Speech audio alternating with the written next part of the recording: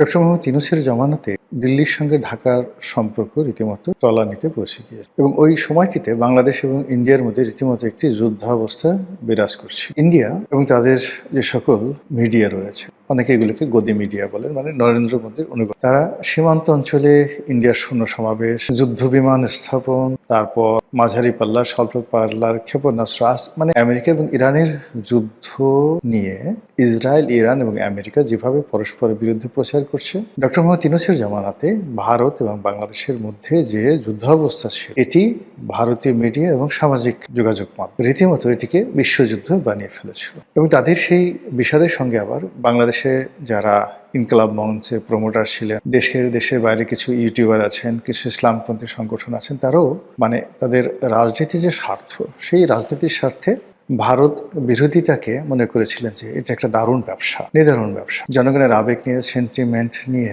খেলাধুলা করলে কি হয়, পরিণতিটা কি হয়, এটি ওসমান হাদির মৃত্যু এবং সেই আবেগকে কেন্দ্র করে ঢাকা বিশ্ববিদ্যালয় চত্বরে তার দাফন কাফন এবং তার সমাধি সেখানে করা, মানে কবরস্থ করা, এই বিষয়গুলো ফুটে উঠেছে। আবার একই সঙ্গে যারা এখন বর্তমান ক্ষমতায় এসেছেন, তারা হাড়ে হাড়ে টের পাচ্ছে যে গত 17টি মাস ভারতের সঙ্গে আমাদের অব্যাহত যে সম্পর্ক, সেই সম্পর্কটি অবনতির কারণে অর্থনৈতিক ক্ষেত্রে, কূটনৈতিক ক্ষেত্রে সব মিলিয়ে আমরা যে বিপদগ্রস্ত হয়ে পড়েছি, যে ঋণভারে জর্জরিত হয়ে পড়েছি, যে ট্রেড ব্যালেন্সে আমাদের ভারসাম্যহীনতা দেখা দিয়েছে, তারপর আমাদের যে দেশের মানুষের মধ্যে যে মনস্তাত্ত্বিক সমস্যা দেখা দিয়েছে, সীমান্ত অঞ্চলে সীমান্ত রক্ষী বাহিনীগুলোর বাড়াবাড়ি বাংলাদেশের এবং ভারতের, তারপর ভিসা বন্ধ করে দেওয়ার কারণে কলকাতা, আগরতলা, আসাম থেকে শুরু করে শিলং, দার্জিলিং প্রভৃতি এলাকাতে যেখানে বাঙালি পর্যটকরা সবসময় গম গম করে, সেখানে এক ধরনের মনস্তাত্ত্বিক ফ্রাস্ট্রেশন লক্ষ্য করা গেছে ভারতীয় নাগরিকদের মধ্যে। একইভাবে যারা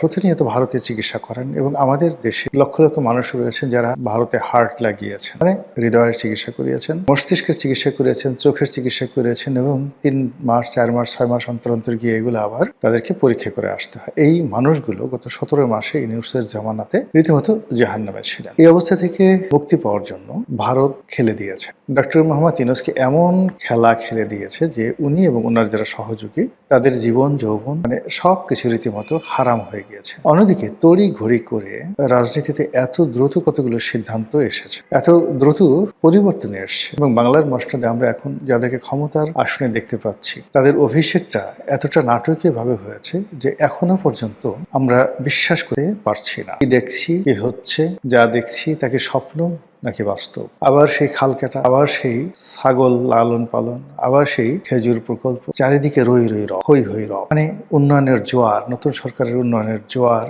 বইছে। মানে এতটা স্বাচ্ছন্দ্য দেখানোর চেষ্টা করছে যে বাংলাদেশে আসলে কোনো সমস্যাই হতে পারে। আমাদের দেশের অনেকগুলো সমস্যা মূলত মনস্তাত্ত্বিক, অনেকগুলো সমস্যা সিন্ডিকেটের কারণে হয়। বঙ্গবন্ধুর হত্যাকাণ্ডের পর দেখা গেল যে বাংলাদেশে চাল, ডাল, আটা, ময়দা, চিনি, লবণ, মানে এগুলো সবই সহজলভ্য হয়ে গেল শুধু জিয়াউর রহমান ক্ষমতা আসার। তো এই সময়ের মধ্যে কোনো আমদানি হয়, তারপর দেশ উৎপাদনও হয়নি, কিন্তু এগুলো এত অ্যাভেলেবল হলো। মূল কারণ হলো যে বঙ্গবন্ধুর জামানাতে সবকিছু ঠিক ছিল, কিন্তু সাপ্লাই অ্যান্ড চেইন, এটা যে ম্যানেজমেন্ট রয়েছে, সেই ম্যানেজমেন্টগুলো ঠিক না থাকার কারণে মানুষের যে মনস্তাত্ত্বিক জগৎ, সেখানে অস্থিরতা ছিল, যে যার মতো করে মজুদ করেছে, আর আরো মজুদ করার জন্য মানুষ অন্যের জন্য ঘুরেছে, এরকম একটা অবস্থা। সেখানে যখন জিয়াউর রহমান এসে ঘোষণা দিলেন, একটা স্থিতি অবস্থা আসলো, তখন মানুষ বিশ্বাস ফিরে পেল, নাথিং, আর অপরাধীরা তাদের অপরাধ করাটা বন্ধ করে দিল। একইভাবে আমাদের দেশে এই মুহূর্তে ধরুন যে যার মতো করে আমরা যেমন একসঙ্গে পেট্রোল পাম্পে ছুটছি, তো পেট্রোল পাম্পে ছোটার পরে সেখানে বিশাল লাইন, হয়তো অনেকের তেল দরকার নেই, কিন্তু এটা মনস্তাত্ত্বিক যে আমার এই তেল এখনই দরকার। আবার ব্যাংকগুলোতে টাকা দরকার, এখন আপনার দরকার নেই, ব্যাংকে পড়ে আছে, কিন্তু আপনার অবিশ্বাসই করেন আপনি এমন দৌড়, যে এই দৌড়ের কারণে অনেকগুলো ব্যাংক রীতিমতো দেউলিয়া হয়ে পড়ল এটার জামানাতে, ডক্টর মোহাম্মদ ইউনূসের জামানাতে। ইসলামী ব্যাংক, বাংলাদেশের সবচেয়ে বড় ব্যাংক ইসলামী ব্যাংক বাংলাদেশ যেটা আছে, বা বাংলাদেশ ইসলামী ব্যাংক, এটাও বন্ধ হয়ে যেত। এটা সামহাও বাংলাদেশ ব্যাংক যদি এটাকে তুলে না ধর, 10,000, 12,000, 20,000 কোটি টাকা, মানে তাদেরকে শর্তহীনভাবে লোন দিয়ে এই ব্যাংকটাকে বাঁচিয়ে রাখা হয়েছে, আদারওয়াইজ এটাও কিন্তু শেষ হয়। এই সবই হয় কিন্তু অবিশ্বাস থেকে। এখন এই যে নতুন একটা সরকার আসছে, পরিবর্তন আসছে, এই জন্য অনেক মানুষ বিশ্বাস ফিরে পেয়েছে। বিশ্বাস ফিরে পাওয়ার কারণে কিন্তু আপনি দেখেন যে মানুষ ছুটছে, চেষ্টা করছে, হতাশা থেকে অনেক মানুষ বের হয়ে আসছে। তো এই হতাশার থেকে বের হয়ে আসার মধ্যে আনন্দের সংবাদ হলো ভারতের সঙ্গে খুব একটি দহরম মহরম সম্পর্ক যাচ্ছে।